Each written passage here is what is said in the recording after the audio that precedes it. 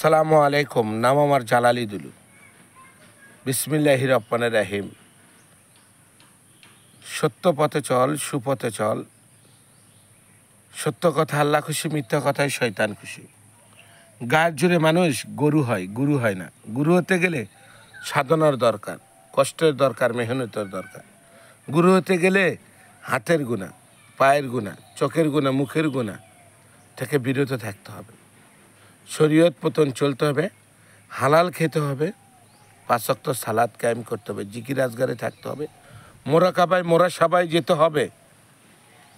তাই বলেছেন গায়ের জুড়ে মানুষটা গরু হয়, গুরু হয় না। গুরু হতে গেলে সাধনার দরকার, কষ্টের দরকার, মেহনতের দরকার। তাই মানুষের বিবেক বড় আদালত।